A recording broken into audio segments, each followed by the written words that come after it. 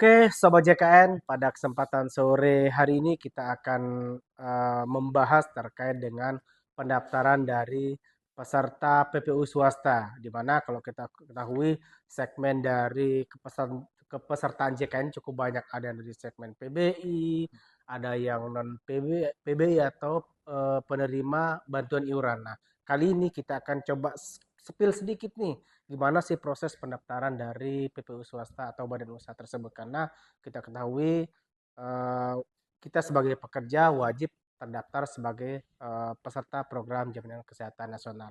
Nah, pada kesempatan sore hari ini saya bersama Mas Dugi. Nah, Ya, kira-kira Mas Dugi terkait dengan badan usaha ini, mekanisme untuk pendaftarannya seperti apa yang Mas Dugi ketahui gitu. oke. Baik, sebelumnya perkenalkan ya Pak ya. Oke, Eh, silakan Ki. saya Dogi Wahyu Pratama, jadi Heeh. kebetulan jabatan saya Relationship Officer di kantor cabang Bima ya Pak ya. Sudah berapa lama Mas Dugi nih di RO? Di Bima ini lumayan lama ya Pak ya. Berarti sudah suhu ini Sobat JKN kalau Udah terkait lama, dengan jadi kita pendaftaran badan usaha. Hmm.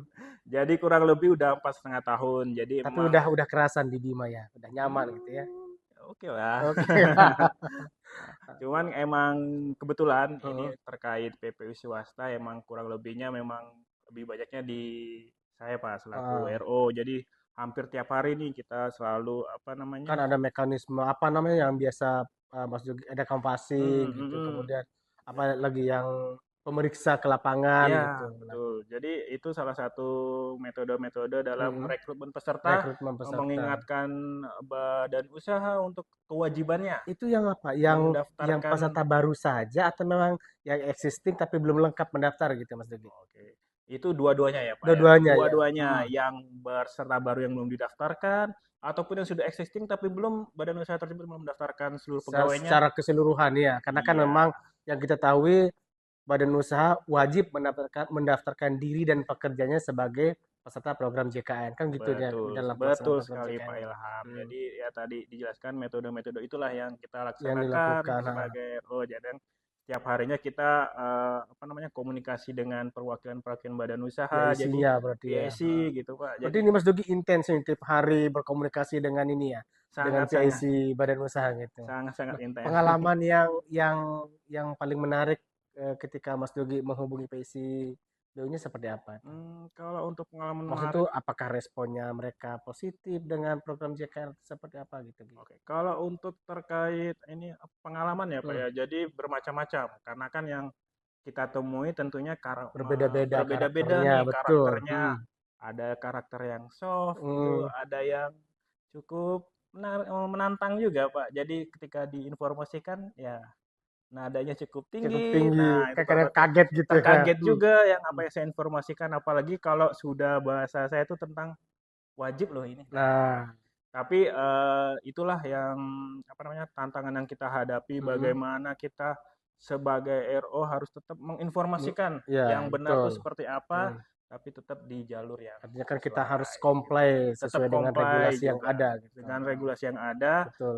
tidak membuat ketersinggungan juga. Jadi yang Hmm. benar-benar kita informasikan secara Iya, detail kan gitu. tujuannya ini kan untuk memastikan seluruh masyarakat itu terdaftar sebagai peserta JKN, kan itu tujuannya. Betul, betul Nah, sekali. oke, berbicara terkait dengan badan usaha ini, Mas Yogi. Hmm. Nah, kalau untuk segmen dari PPU swasta ini, berapa orang yang ditanggung ini? Misalkan, apakah dia harus membayar per jiwa Hmm. atau berapa tuh yang bayar tuh kalau untuk iurannya gitu? Oke. Terkait iuran ya, kalau Hmm. untuk yang PPU swasta ini cukup menarik juga sih, Ah, Pak Ilham. Artinya sebenarnya yang segmen ini cukup menguntungkan untuk si pekerjanya, si, Pak ya. si pekerjanya. Si Hmm. pekerjanya, karena apa? Saya bilang cukup menguntungkan karena si pekerjanya ini hanya ditarik iuran gajinya hanya 1% Pak. 1%, 1% berarti. dari gajinya. Jadi 1% yang dia setorkan ke kami Hmm. itu sudah bisa menanggung suami atau istri dan maksimal 3 orang Oh, anak. dengan anggota keluarga berarti ya. Bukan Betul. per orang kan biasanya kalau yang peserta mandiri daftar per jiwa, Ya, bayarnya per jiwa gitu. Tapi dengan betul. PPU BU ini berarti yang bayar hanya kepala keluarga saja atau dia yang sebagai pekerja gitu. Ya, jadi yang hanya membayar itu hanya pekerja saja, Pak. Pekerja. Oh Pekerja iya iya. saja. Jadi yang ditanggung tadi saya ulangi, Hmm. istri atau suami dan maksimal 3 orang anak, Ah, dengan catatan anak itu usianya tidak lebih dari 21 dua tahun, puluh Pak. satu tahun. Nah, Kalaupun kalau kalau dia tadi lebih 21 tahun, mekanismenya seperti apa? oke, kalaupun dia anak itu usia sudah di atas Hmm, 21 tahun, itu tetap bisa di-cover oleh apa namanya kepala program. keluarganya, Hmm. tapi dengan catatan dia masih menempuh pendidikan, Pak. Oh, artinya kan yang masih kuliah tetap masih bisa ditanggung sepanjang dia Betul. masih. Kalau usia maksimalnya berapa berapa tahun? Usia Ah, maksimal ya sampai dengan 25 tahun 25 ya, Pak ya. tahun. Hampir sama dengan yang segmen apa PUPN gitu ya. Iya, Oh, jadi oke. kita anggap ya usia di atas 50 tahun ya sudah bisa mandiri lah. Ah, Mungkin sudah betul. dapat Artinya kan pekerjaan lebih kah? tadi kan lebih Atau mudah berarti lebih murah dan lebih mudah lebih prosesnya mudah dan lebih untuk yang murah. PPUBU ini gitu ya. Hmm. Betul. Nah, kalau misalkan gini Mas Duki, Mm-mm. suami istri sebagai pekerja ini, Mm-mm. nah, apakah dia harus terdaftar dua-duanya atau cukup satu orang aja sebagai penanggung gitu? Nah, itu cukup sering juga saya mendapatkan Ah, pertanyaan itu, betul. Pak, dari PSI Badan Usaha. Mm-mm. Jadi kalau dia apa namanya sama-sama Sama-sama bekerja, pekerja. kalau di aturan peraturan presidennya Mm. itu disebutkan itu kalau suami istri sama-sama bekerja wajib didaftarkan di masing-masing tempat dia bekerja, Pak. Karena dia statusnya sebagai pekerja. Betul, Oh, karena betul. statusnya sama-sama pekerja, Mm-mm. sama-sama mendapatkan penghasilan, ya kita Wajib anggap harus didaftarkan di berarti ya. masing-masing tempat dia Hmm. bekerja. Nah, berarti nanti kalau untuk pemilihan kelasnya seperti apa dia? Misalkan yang satunya dia sebagai PNS, yang satunya sebagai pekerja swasta gitu. Oke, kalau untuk pemilihan kelasnya Pak ya, Hmm. itu kalau untuk yang PPU swasta, itu ditentukan berdasarkan gaji yang didapatkan Gaji Pak. yang diperoleh. Hmm. Nah, kalau untuk saat ini, gaji dengan batas bawah UMK Hmm. sesuai dengan domisili tempat dia bekerja, sampai dengan 4 juta itu masuk di kelas rawat 2 Pak. Kelas 2. Kelas Berarti di rawat atas 2. itu baru kelas satu. Ya, kalau Hmm. untuk kelas satunya di atas 4 juta Hmm. sampai dengan batas maksimalnya 12 juta Pak. 12 juta maksimalnya. Batasnya Nah, 12 kalau juta. untuk kelas ini yang mana yang dipilih? Oke. Ah. Nah, kalau tadi pertanyaan kalau suami istri nih Hmm. sama-sama bekerja, yang satunya posisinya kalau berdasarkan upahnya dia Ah. suaminya misalkan Hmm. di kelas satu dan istrinya di kelas Kelas 2. 2. Itu bisa kita hubungkan, Pak. Oh, artinya si istri juga berhak Iya, jadi nanti mengikuti golongan ini, yang lebih hak kelas tinggi. lebih tinggi dari Iya, hak kelasnya betul. gitu. Betul. Jadi nanti Oh, kita hubungkan di aplikasi, mm-mm. kita sambungkan bahwasannya si istri ini nanti kita ikut sertakan berdasarkan kelas rawat Kelas yang lebih rawat tinggi lebih sesuai dengan tinggi. suaminya. Oh, berarti kan tidak ada yang dirugikan artinya ini kan. Betul, Mana yang lebih tidak. tinggi kelasnya itu yang diikuti ketika memperoleh Betul. layanan di rumah sakit. Nah, kalau terkait dengan ini Mas Duki, terkait dengan apa namanya pendaftaran ini kan, Mm, apakah dari PIC Badan Usaha ini dia harus ke kantor BPJS Kesehatan mm. atau mungkin ada kanal atau sistem apa nih yang disediakan oleh BPJS Kesehatan? Oke.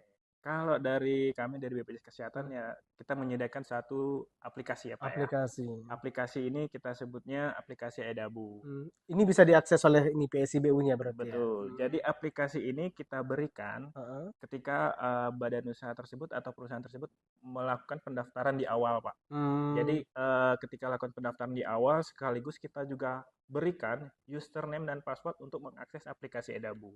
Nah, pertanyaan apa sih fungsi aplikasi nah Edabu ini, betul. Pak ya? Jangan sampai kan kita hanya ngasih aja tapi Ah, nggak tahu nih gimana cara benar. penggunaannya gitu. Jadi tadi aplikasi Edabu ini kita Hmm, ciptakan untuk memudahkan ya Pak ya.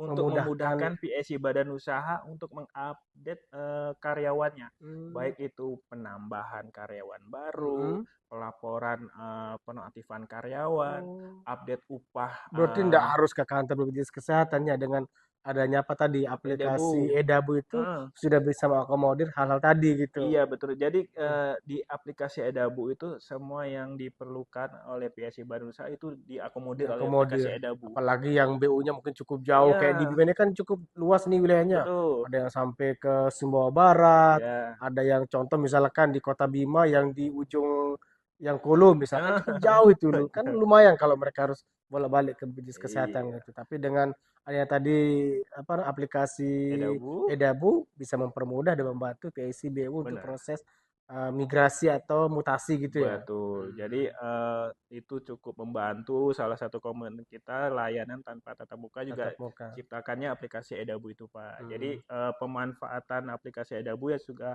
cukup drastis juga peningkatannya pemanfaatannya karena memang dirasa berdasarkan respon dari PSC Bandung saya, aplikasi ini sangat Sangat membantu, Pak. membantu dan memudahkan Iya, itu sangat ya. membantu dan memudahkan. Gitu Sobat JKN. Jadi misalkan ada keluarga atau teman yang memiliki usaha, silakan bisa melakukan proses pendaftaran dan bisa menggunakan aplikasi Edabu untuk mempermudah proses pendaftaran sebagai peserta program Jaminan Kesehatan Nasional.